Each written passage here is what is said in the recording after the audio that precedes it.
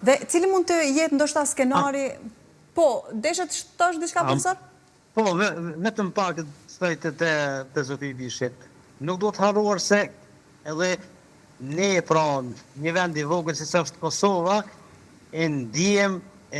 pra arrestimin e Maduros, nga se në momentin kur është arrestuar Maduro kanë rënë nivelet e çmimit të naftës.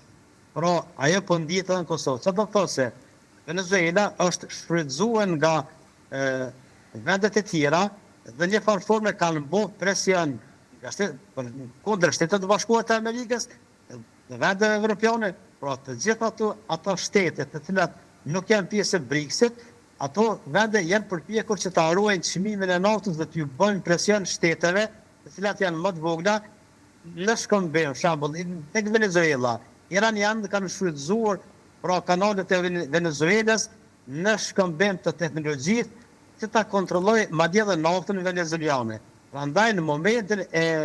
arrestimit të Maduros kemi rënien e naftës, nga se Venezuela është vendi i parë në botë për kaprodhimin e naftës.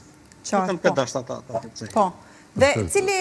mund të jetë skenari më i rrezikshëm në Amerikën Latine? Mund të ketë një përfshirje ushtarake apo gjasat janë që të ketë edhe arrestime të tjera si kjo? Po jo, mendoj që Shtetet Bashkuara të Amerikës kanë bërë edhe atë planet strategjike post arrestimit, edhe kanë dhënë shansë edhe shtetit amerikanë ato çka edhe Bashkimi Evropian ka përshëndetur drejtave pra e qytetarëve të Venezuelit vendosin për udhëheqjen e re, gjithsesi tash në krye të saj u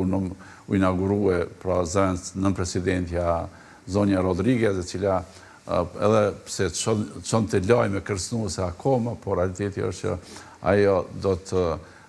ajo thirrri edhe në një formë të një bashkëpunimi me Shtetet Bashkuara të Amerikës. Po, dhe realisht pati një, nëse mund ta quaj, kërcënim nga Trump, i cili tha se në rast se nuk bashkëpunon me SBA-t, do të përfundosh më keq se sa Maduro. Po ajo është, si e quajnë, tigresh ndryshe, një personalitet e zonja që ka kryer shkollimin në Europë, në Angli, pra dhe që ka një edukat të lartë, por edhe një kohë ka qenë edhe mbështetur pjesërisht edhe nga Shtetet Bashkuara të Amerikës, por që realiteti është në këtë kohë ndoshta duhet ashtu të deklarohet me qëllim që ta mbaj kombin në pas saj ndërhyrje dhe normal asaj reagimeve që ka po vinë për elementeve ekstremiste që janë pro Madurës, dhe mendoj që kjo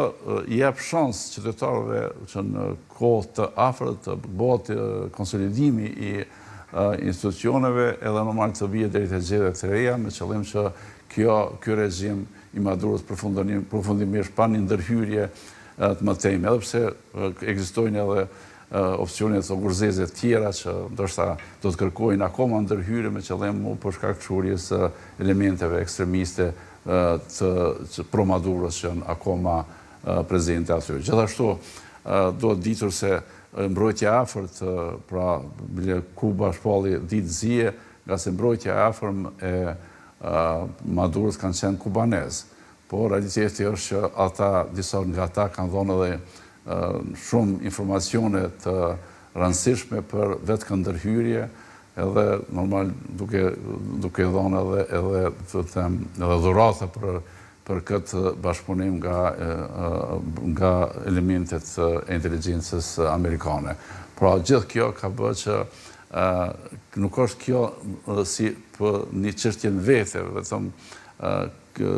Venezuela me Madurën, por realiteti është që në afërsi është edhe Kolumbia e disa vende tjera që janë ndërlidhur me një ideologji dhe një sistem të regjimeve që janë pro-ruse, edhe tash me ekspansionin ekonomik edhe tendencat kineze për të qenë prezent aty, po krejt interesi është te mineralet apo burimet natyrore që posedojnë këto shtete, por që fatkeqësisht janë pjesë e një ideologjie të mbrapsht komuniste